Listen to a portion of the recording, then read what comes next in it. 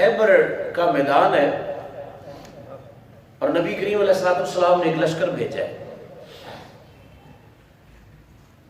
حضور علیہ السلام نے فرمایا کہ جاؤ. اب وہ گئے محاذ پر، لڑائی ہوئی صبح سے شام تک، لیکن یہودیوں کا وہ قلعہ خیبر فتح نہیں ہوا. مسلمانوں کا لشکر شام کو پلٹ کے واپس آیا جہاں حضور علیہ السلام تشریف فرما تھے. دوسرے دن اور ایک فوجی دستہ تیار کیا کہ تم جاؤ. وہ گئے، انہوں نے جا کر جنگ کی، لیکن قلعہ فتح نہیں ہوا. وہ سارے یہودی جو تھے وہ ایک قلعے کے اندر بند ہو گئے، دروازہ بند کر دیا. وہ قلعے کے اندر سے تیر برساتے رہے. اب اونچی دیواریں ہوں، جانا مشکل ہو گیا. تیسرے دن پھر ایک دستہ نبی پاک علیہ السلام نے بھیجا. لڑائی ہوئی صبح سے شام تک، لیکن وہ یہودیوں کا قلعہ فتح نہیں ہوا. حضور علیہ السلام نے آج جب 3 دن ہو گئے نا، تو حضور علیہ السلام نے فرمایا کہ کل کو میں اسلام کا جھنڈا اس بندے کو دے کر بھیجوں گا. اس کے اندر ایک تو خوبی یہ ہے کہ وہ بندہ، وہ ہستی اللہ سے اور اللہ کے رسول سے محبت کرنے والی ہے. خدا اور اس کا رسول اس سے محبت فرماتے ہیں، اور وہ جب جائے گا تو یوں ہی پلٹ کے واپس نہیں آئے گا. وہ خیبر کے قلعے کو فتح کر کے ہی آئے گا. سبحان اللہ. کل کو جھنڈا اسے دوں گا جو اللہ رسول سے محبت کرنے والا ہے، اور اللہ رسول اس سے محبت کرنے والے ہیں. محبت والی بات بھی بتا دی. کل کیا ہونے جا رہا ہے یہ بھی نبی پاک علیہ السلام نے آج ہی بتا دیا ہے کہ اس نے جانا ہے تو فاتح بن کے ہی آئے گا. صحابہ فرماتے ہیں ہمارے دل کے اندر ساری رات یہ بات رہی کہ پتہ نہیں صبح کدھر نہ آئے گا. اب صبح ہوگی تو پتہ نہیں کس کا نام آئے گا. نبی کریم علیہ السلام کس کا نام لیں گے. کہتے صبح ہی حضور علیہ السلام نے فرمایا اینا علی ابن ابی طالب. علی بن ابی طالب کہاں ہے؟ صحابہ نے عرض کی یا رسول اللہ، ان کی تو آنکھیں شدید دکھتی ہیں، آنکھیں خراب ہیں، بڑی شدید تکلیف میں مبتلا ہے حضرت مولا علی. حضور علیہ السلام نے فرمایا انہیں میرے پاس بولا. حضرت مولا علی شیر خدا کو حضور کی بارگاہ میں لایا گیا. نبی کریم علیہ السلام نے حضرت مولا علی شیر خدا کو سامنے بٹھایا اور اپنی لعاب اقدس حضرت مولا علی کی آنکھوں میں لگا دی.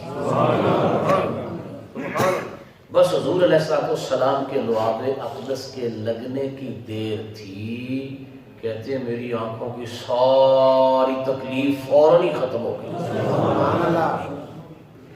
یہ وہ برکتیں ہیں جو نبی کریم علیہ السلام اپنے دست اقدس سے خود امت کو عطا فرماتے رہے ہیں. ایک ہے امت کا عمل، ایک ہے حضور علیہ السلام کا اپنا مبارک عمل. حضرت معاذ رضی اللہ تعالیٰ کہتے ہم بدر کی لڑائی ہو رہی تھی تو میرا ابھی بچپنا ہی تھا، بہت زیادہ عمر تو تھی نہیں، لیکن نبی کریم علیہ السلام مجھے جنگ میں ساتھ لے گئے.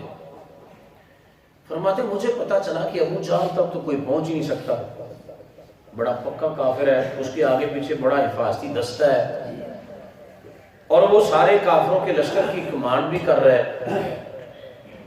حضرت معاذ رضی اللہ عنہ فرماتے میرے دل میں خیال آیا کہ جے میں کسی نے مارا تو پھر بڑے کافر نہیں مارا، چھوٹے موٹے کو کیا مارنا. دل میں یہ ماری مارو تو کسی بڑے کوئی اس سرگنے کا ساری قلم کیوں نہ کرو.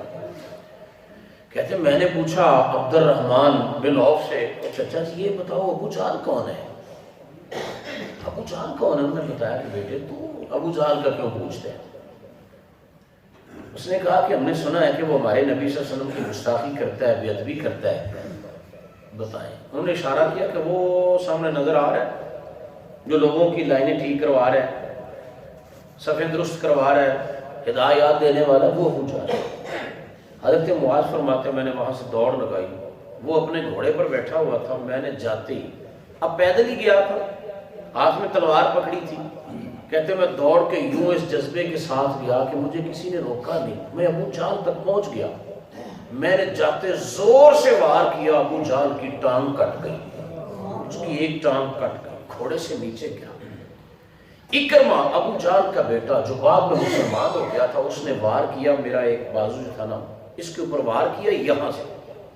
سارا بازو میرا کٹ گیا. کہتے ہیں بس صرف نہ ایک گوشت کا تسمہ، تھوڑا سا گوشت ساتھ رہ گیا، لٹکا رہا بازو، سارا بازو ہڈی سمیت کٹ گیا. کہتے ہیں میں یوں لٹکتے بازو سے جنگ کرتا رہا. بازو لٹکتا ہے، میں جنگ کرتا رہا. فرماتے ہیں کہ تھوڑی دیر جنگ کی، مجھے تکلیف ہوئی کہ بازو میرا کٹ چکا ہے، اب اس سے جنگ کرنا ذرا مناسب سا نہیں لگ رہا تھا، تکلیف ہوتی تھی. کہتے ہیں میں نے اپنے پاؤں کے نیچے کٹے بازو کو رکھا، کھینچ دیا، بازو کو الگ کیا اور خود اسی طرح پھر جنگ میں مصروف ہو گیا. ہمارے سر میں درد ہو تو ہم نماز چھوڑ دیتے ہیں، تھوڑی تکلیف ہو جائے تو ہم کہتے ہیں بس وضو نہیں آپ کا ہو سکتا. پورا بازو کٹ چکا، وہاں مرہم پٹی کون سی ہو رہی ہے؟ کہتے ہیں جنگ، سارا دن جنگ کی. جنگ ختم ہوئی، اللہ تعالیٰ نے مسلمانوں کو فتح اور کامیابی عطا فرما دی. فرماتے ہیں پھر میں نے وہ بازو اٹھایا، اب سارا دن یا آدھا دن تو گزر چکا تھا. کہتے ہیں بازو اٹھا کے رسول اللہ کی خدمت میں لے گیا. یا رسول اللہ جنگ کرتے ہوئے میرا یہ بازو کٹ گیا ہے، تو مہربانی کرو ذرا میرا بازو تو سلامت کر دے. بازو کٹ گیا، یا رسول اللہ مہربانی کرو ذرا بازو تو مجھے عطا فرما دے. نبی کریم علیہ السلام، یہ آج کی سائنس ہے نا، یہ آج کی جدت کہتی ہے بھی جلدی جلدی آؤ. جب تک جسم کے اس حصے کے اندر جان ہوگی تو ساتھ لگے گا.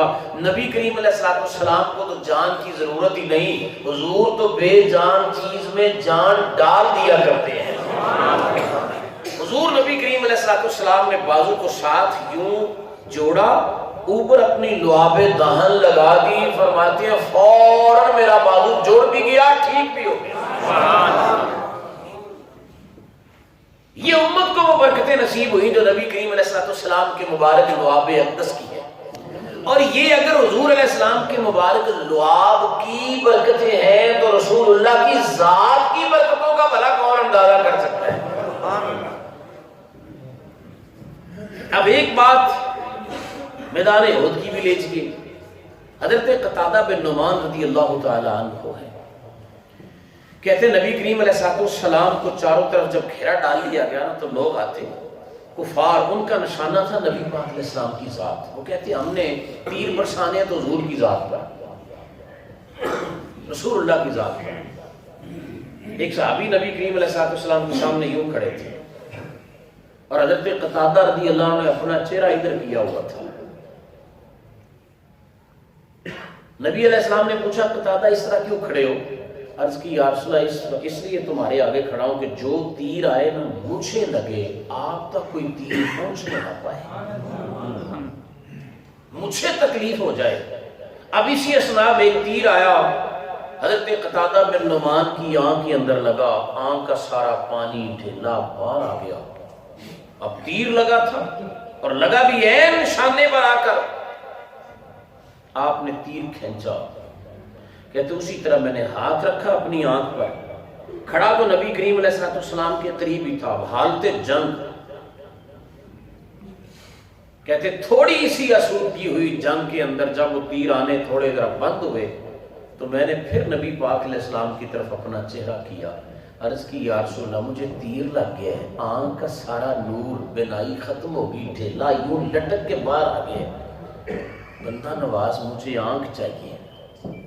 حدیث پاک کے الفاظ ہیں فَأَتَى بِهِنَّ إِلَى النَّبِي صلی اللہ علیہ وسلم، حضور کی خدمت میں آ کے کہتے ہیں یا رسول اللہ آنکھ چاہیے.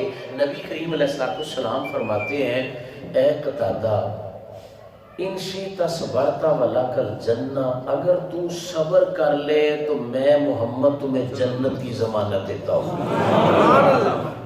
یہاں میں جلدی سے ایک بات آپ تک پہنچانا چاہتا ہوں.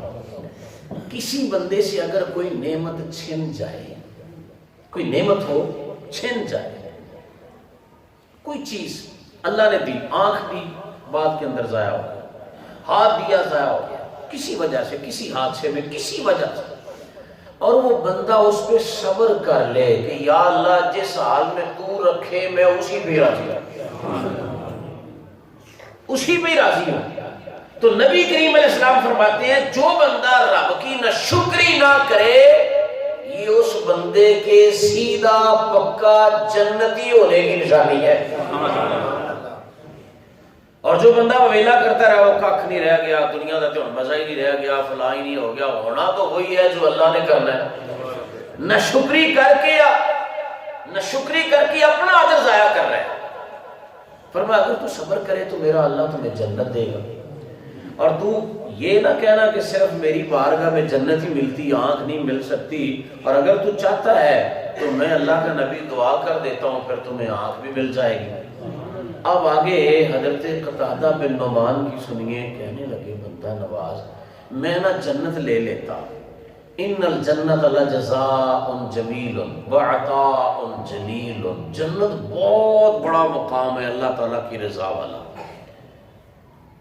جنت چاہیے, لینا چاہتا ہوں, لیکن بندہ نواز وجہ یہ ہے کہ میری بیوی ہے, مجھے اس سے بڑی محبت ہے, اور میری بیوی کو مجھ سے بڑی محبت ہے. اگر میں اسی طرح کانا ہی رہا, ایک آنکھ ہی نہ ہوئی, تو کہیں ایسا نہ ہو کہ میری بیوی ذرا مجھ سے نفرت کرے, وہ کراہت پیدا ہو جائے دل کے اندر. تو اس لیے بندہ نواز آپ ایسے کریں کہ مجھے آنکھ بھی دیں, اور جنت کی بات چونکہ آپ نے کی تھی جنت بھی عطا فرما دے. فی الوقت میں تو آنکھ لینے آیا تھا, میری تو بات تھی آنکھ مل جائے, آپ نے جنت کا حوالہ بھی دے دیا. تو آنکھ تو ضرور چاہیے, لیکن یا رسول اللہ جنت کی آپ نے بات کی تو جنت بھی دے دیں. اب حضور علیہ السلام نے یہ بھی نہیں آگے سے فرمایا بھی نہیں ایک چیز ہی ملنی ہے, یا جنت لے یا آنکھ لے. حضور علیہ السلام مسکراتے ہوئے نبی علیہ السلام نے فرمایا اچھا اگر تو دونوں مانگتا ہے تو ہم تمہیں دونوں عطا فرما رہے ہیں. اب حضور علیہ السلام نے وہ نیچے جو لٹکتا ہوا ڈھیلا تھا اسے یوں فٹ کیا جہاں آگ تھی, دعا فرما دی, لعاب اقدس آنکھ کے اوپر لگا دیا, پھر 40 دن ساوی پٹی بننے کی ضرورت ہی نہیں. کہتے ہیں اسی وقت آنکھ میری ٹھیک ہو گئی, اور ٹھیک بھی ایسے ہوئی کہ جیسے کبھی زندگی میں خراب ہوئی نہیں, بالکل ٹھیک. ساتھ میں چونکہ حضور علیہ السلام دعا فرما چکے تھے کہ یا اللہ اسے ذرا خوبصورتی عطا فرما, حوالہ نہ دیا تھا کہ مجھے بیوی سے محبت ہے, بیوی کو مجھ سے محبت ہے, تو نبی کریم علیہ السلام نے ساتھ میں دعا فرمائی یا اللہ اس کی آنکھ کو خوبصورت بنا دے. حضرت قتادہ فرمایا کرتے تھے میری آنکھ دوسری آنکھ سے بھی زیادہ خوبصورت ہو گئی, اور ایک برکت مجھے یہ ملی کہ دوسری والی آنکھ تو کبھی کبھی اس سے پانی بہتا سرخ ہو جاتی, کبھی کوئی خراب ہو جاتی, لیکن جس آنکھ کو حضور کا ہاتھ لگا تھا, حضور علیہ السلام کی مبارک لعاب لگ چکا تھا, وہ زندگی میں کبھی خراب ہی نہیں ہوئی. لو اس سے بھی لطف والی بات سنیے, ان کا بیٹا ہے, ان کا نام بھی ہے نعمان. حضرت قتادہ کے باپ کا نام بھی نعمان تھا, انہوں نے اپنے باپ کی نسبت سے اپنے بیٹے کا نام بھی رکھا نعمان, نعمان بن قتادہ رضی اللہ تعالیٰ عنہ. بڑے سونے جوان تھے. وہ بعد میں حضرت عمر بن عبدالعزیز رضی اللہ عنہ ہو کے عہد خلافت میں ان کے دربار میں گئے. تو نوجوان تھے, خوبصورت بڑے تھے, حضرت قتادہ کا بیٹا ہے. عمر بن عبدالعزیز نے پوچھا من انت یا فتى, اوے نوجوان تو کون ہے؟ ان کا حسن دیکھ کے تعارف چاہا, کون ہے تو؟ وہ آگے سے انہیں اپنا نام نہیں بتایا. کہنے لگے عمر بن عبدالعزیز کو میں اس کا بیٹا ہوں کہ میدان احد کے اندر جس کی آنکھ کا ڈھیلا بہ گیا تھا, نکل گئی تھی آنکھ ساری, اللہ کے نبی صلی اللہ علیہ وسلم نے اپنے مبارک ہاتھ سے ان کی آنکھ ٹھیک کر دی تھی, اس کا بیٹا ہوں. یعنی وہ بھی جب حوالے دیتے ہیں تو نبی پاک علیہ السلام کے فیض کے, حضور کی برکتوں کے حوالے دے کے اپنا تعارف کروایا کرتے ہیں, تاکہ اسے ناز ہوتا ہے اس بات پر کہ ہمیں جو کچھ ملا ہے نبی پاک علیہ السلام کی پاک مقدس بارگاہ